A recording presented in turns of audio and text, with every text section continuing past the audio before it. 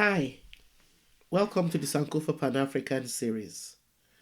First, have you downloaded your free copy of our children's illustrated biography of African legends yet?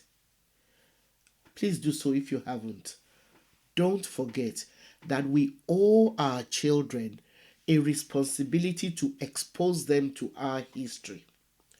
Also, please help us to continue bringing you videos like this one by supporting us through Patreon or by buying me coffee. Please subscribe, share, and like our videos. Our legend today is Lauren Hansberry, young, gifted, and black. Lauren Vivian Hansberry was born on May 19th in 1930 in Chicago, Illinois. She was the youngest of four children born to Carl Augustus Hansberry, a successful real estate broker, and Nanny Louise, whose maiden name was Perry.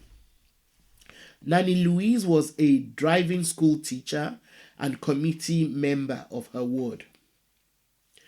In 1938, Lauren Hansberry's family bought a house in the white neighborhood of Washington Park subdivision of the south side of Chicago. Now, this incurred the wrath of some of their white neighbors who decided to take legal actions to force the Hansberry family out. The case went all the way to the U.S. Supreme Court, and the Hansberry family ultimately won the landmark case, but it took a long time. Now, her father died of a cerebral hemorrhage in 1946 when Lauren Hansberry was just 15. She, however, believed that it was American racism which helped kill her father. Carl Hansberry was a staunch supporter of the Urban League and the NAACP in Chicago. Lauren Hansberry graduated from Betsy Ross Elementary in 1944 and from Englewood High School in 1948. Carl Hansberry was a staunch supporter of the Urban League and the National Association for the Advancement of Colored People, NAACP, in Chicago. Lauren Hansberry graduated from Betsy Ross Elementary in 1944 and from Englewood High School in 1948. She attended the University of Wisconsin-Madison, where she was politically active. Her education was complemented by her parents' commitment to racial equality. The Hansberrys were highly respected members of the black community, and their home was visited by prominent black people, including W.E.B. Du Bois, Langston Hughes, the singer Paul Robeson, Duke Ellington, and there are others like Jesse Owens. Both of Hansberry's parents were active in Chicago politics, as well as other members of her family were equally illustrious. Her uncle, William Leo Hansberry, was the founder of the African Civilization section at the History Department of Howard University. Shauneal Perry, her cousin, was one of the first African American women to direct an off-Broadway play. Now, Hansberry moved to New York City in 1950 to pursue her career as a writer. She attended the New School and moved to Harlem in 1951, where she became involved in activist struggles and started writing for the black newspaper Freedom. Her Pan-African views that would drive her work as a playwright was reflected in her journalism.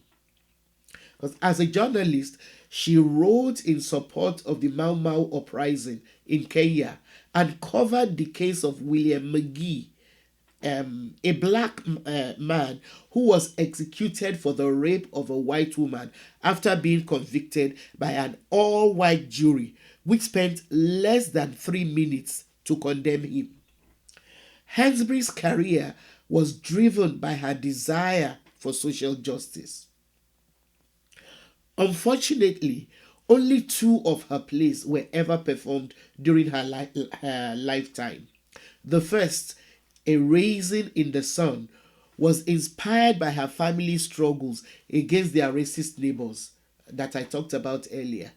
The play became the first ever play written by a black woman to make it to Broadway, and it was named the year's best play by the New York Drama Critics Circle. Hansberry was just 29 at the time. Her second play, The Sign in Sidney Brunstein's Window, was inspired by her 9-year marriage, and it also deals with the theme of race. The play ran for 101 performances and closed the day she died. Another of her plays, which was produced after her death, was Les Blancs, which tells the story of Shembe, who returns to an unarmed African country from England for his father's funeral. In this play, Hansberry explores identity, revolution, and colonialism. It was not the only piece that Hansberry had left behind her. Her ex-husband, Nemiroff, put the finishing touches to a number of others, including The Drinking God, What Use Are Flowers, and an adaptation of numerous works titled To Be Young, Gifted, and Black. The Pan-African struggle fueled Lauren Hansberry's works, which have continued to inspire people all over the world, even after her early death from cancer at the young age of 34. She died on the 12th of January, 1965. Thanks for watching. Please download your free copy of our children's books and support us through Patreon or by buying me coffee. Also, tell your friends about this channel. Thank you.